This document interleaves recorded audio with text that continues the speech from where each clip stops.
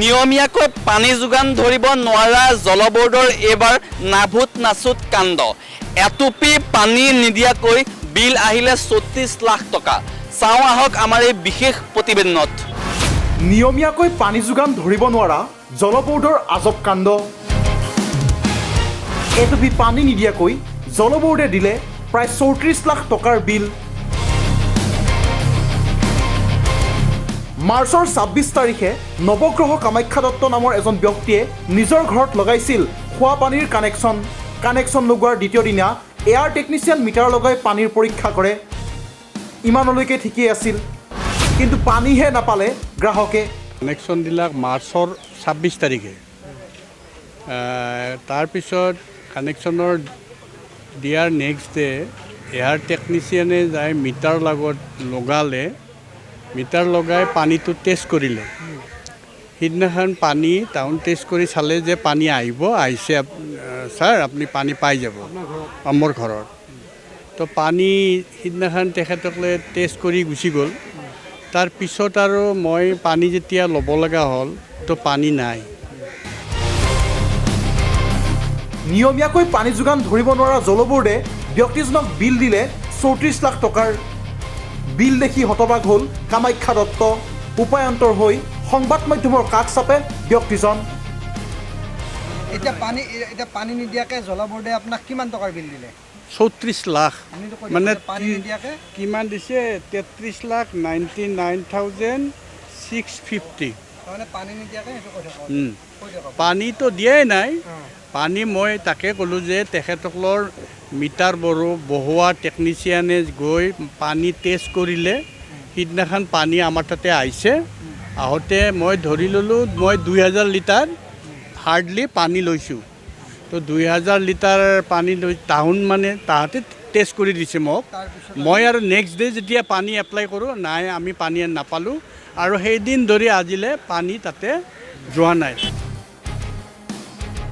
এতিয়া প্ৰশ্ন হয়, কিয় জল বোৰ্ডে এটুপি পানী নিদিয়াকৈয়ে ৩৪ লাখ টকাৰ বিল দিলে? এই উত্তৰ দিব পাৰিবনে জল বোৰ্ডে? ভিডিঅ' জাৰ্নেলিষ্ট তমজিতৰ সহযোগত সপোনজ্যোতি শইকীয়াৰ ৰিপৰ্ট, নেশ্যন এনি।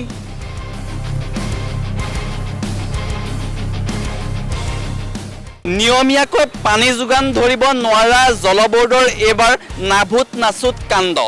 এটুপি পানী নিদিয়াকৈ বিল আহিলে ৩৪ লাখ টকা। চাওঁ আহক আমাৰ এই বিশেষ প্ৰতিবেদনত। নিয়মীয়াকৈ পানী যোগান ধৰিব নোৱাৰা জল বোৰ্ডৰ আজব কাণ্ড।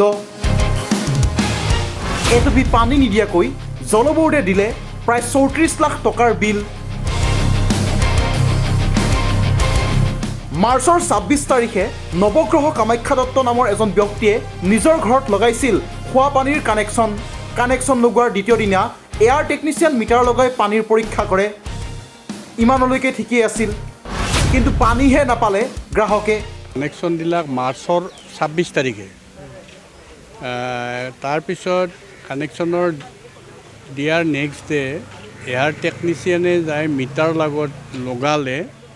মিটাৰ লগাই পানীটো টেষ্ট কৰিলে। সিদিনাখন পানী টাউন টেষ্ট কৰি চালে যে পানী আহিছে ছাৰ আপুনি পানী পাই যাব মোৰ ঘৰত।